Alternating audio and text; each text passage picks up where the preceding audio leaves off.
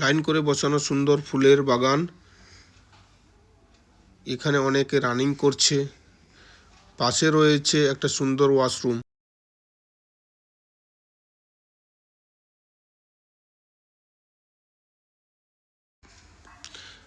এখানে দেখুন যে যা নিজের শরীর চর্চায় ব্যস্ত। আর এই পাশে দেখুন সুন্দর গার্ডেন। এখানে একটা ছোট্ট পুরনো ঘর রয়েছে। উঁচু উঁচু গাছের মধ্যে সবুজে মোড়া আমাদের এই প্রিয়া পার্ক।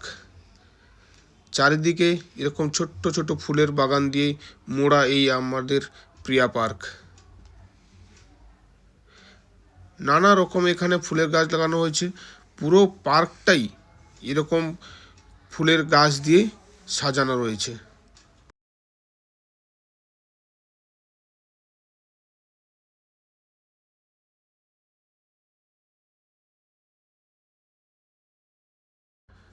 এখানে রয়েছে একটা পুরনো মসজিদ, যা এখানে গুম্বদও বলে। নমস্কার, সৌরভ ফ্যামিলি ব্লগে আপনাদের সবাইকে জানাই স্বাগত। আজকে আমরা চলে এসেছি একটা বিনোদনের জায়গায়। সেই জায়গাটা হচ্ছে আমাদের দিল্লি, যেখানে আমরা থাকি সেখান থেকে খুবই পাশে। আর এটা হচ্ছে জায়গার নাম হচ্ছে একটা পার্ক। এই পার্কের নাম হচ্ছে প্রিয়া পার্ক বলে। এখানে দিল্লি গভর্নমেন্ট সরকারের দ্বারা এই পার্ক পরিচালিত। এই পার্কে আপনি কি না পাবেন, সমস্ত কিছু পাবেন। এখানে ওপেন জিম থেকে শুরু করে ছোট পার্ক, ছোটদের বাচ্চার খেলার অ্যাক্টিভিটি থেকে শুরু করে এখানে একটা পুরনো মসজিদ আছে, গম্বুজ আছে। আর পার্কটা এত সুন্দর। আমাদের সারাদিনে কর্মজীবনে যে কাজ করে যদি একটু বিশ্রাম বা স্বস্তির জায়গা নিতে হয়, তাহলে আমরা সচরাচর এই পার্কের মধ্যে আসি। আপনারা পার্কের মধ্যে দেখতে পাবেন এত সুন্দর গাছপালায় ভর্তি, সবুজ চারিদিকে, সুন্দর পরিষ্কার পরিচ্ছন্ন। আর সবথেকে বড় কথা হচ্ছে এখানকার পরিবেশ।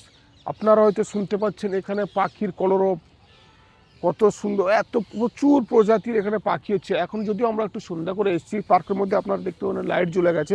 আপনাদের হয়তো পাখিটা আপনাদের দেখাতে পারবো না, কিন্তু যা দেখাতে পারছি বা শোনাতে পারবো, পাখির আওয়াজ। সন্ধ্যায় যে পাখি তার নিজের বাসায় যে ঘরে ফিরছে, সেই আওয়াজ এখনও আপনাদের হয়তো শোনা যায়। আর সৌরভ এসছে, সৌরভ সামনে হাঁটছে। সেও সকাল থেকে, সেই সকাল 8টায় স্কুলে যায়, বিকাল 3টায় আছে। তারও টাইম নেই, সামনে তার এক্সাম আসছে। সে তাকেও একটু রিল্যাক্স করানোর জন্য আমরা সচরাচর এই পার্কেই আসি। এই পার্কটা সত্যি আমাদের কাছে একদম মানে কি বলবো, দিল্লি সরকারের একটা বড় গিফট দেওয়ার মতো। যেহেতু আমরা পাশেই থাকি, অন্য কোথাও যেতেও হয় না।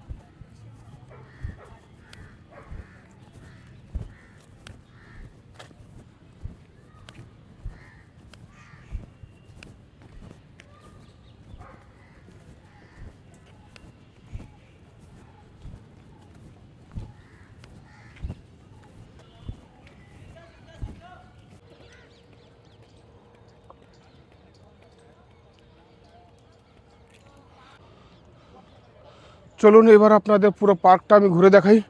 আমাদের এই পার্ক কেমন, আর বেশিক্ষণও থাকবো না এখানে, সন্ধ্যা হয়ে গেছে। সেখানে আবার দোকানেও যেতে হবে, সেখানেও কাজ রয়েছে। পার্কটা সামান্য একটু এক্সারসাইজ করলাম, ওই জন্য ঝাঁপিয়ে উঠেছি। এক্সারসাইজটা প্রতিদিনই করি, তো এটাও শরীর পক্ষে অতি অবশ্যই প্রয়োজন আছে। যদিও প্রতিদিন এখানে আছি না, ঘরের সামনে একটু ছোট্ট জায়গা আছে, সেখানে করি। আজকে সময় পেলাম একটু, তাই চলে আসলাম পার্কের মধ্যে। এখানে একটু এক্সারসাইজ করলাম, আর আপনাদের দেখাই সামনে আমাদের এই পার্ক কেমন। তারপরে যেখানে সবাই দেখুন ব্যাডমিন্টন খেলছে। এক কথা, সত্যি কথা বলতে, এই জায়গাটা আমাদের দিল্লির ভিড়ভাট্টার মধ্যে, এত কনজেস্টেড এরিয়ার মধ্যে এখানে একটু শান্তি, মানে খুলে নিঃশ্বাস নেওয়া যায় এক প্রকার বলতে পারেন। এই জায়গাটা এত সুন্দর, কোনো চিৎকার নেই, চেঁচামেচি নেই, খোলা জায়গা, গাছপালায় ভর্তি একদম। এই হচ্ছে ওই পাশে যে এই যে সামনে জিনিসটা দেখতে পাচ্ছেন, এই জায়গাটা, ঠিক এই জায়গাটা, এটা ফুটওভার ব্রিজ পড়লে আমরা ওই পাশে থাকি। আর রাস্তার মেন রোডে এই পাশে হচ্ছে এই পার্কটা। মিনিট 5-10 লাগে আমাদের ঘর থেকে হেঁটে আসতে। তাও এইটুকু সময় টাইম মতো দেরি করে উঠতে পারি না।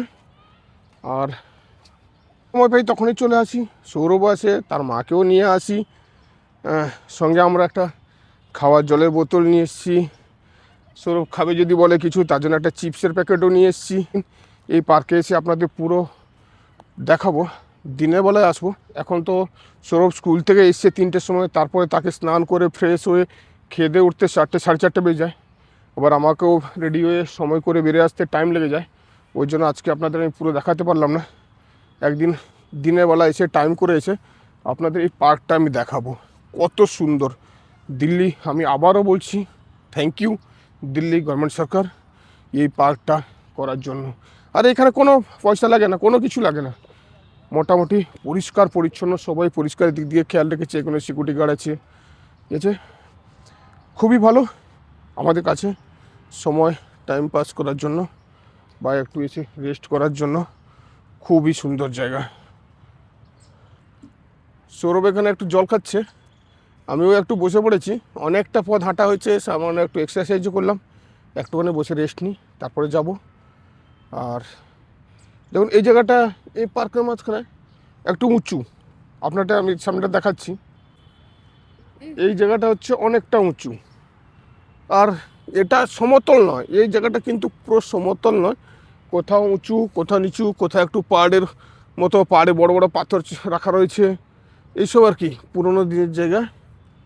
এই দেখুন পুরো চারের দিকে পার্কের লাইটটা জ্বলে গেছে। এইবার দেখুন কত সুন্দর লাগছে।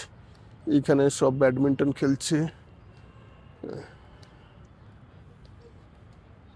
তবে এই পার্কটা বেশি রাত অবধি খোলা থাকে না, রাত 8টার সময় বন্ধ হয়ে যায়। তার মধ্যে আপনাকে আসতে হবে আর ঘুরে দেখতে হবে।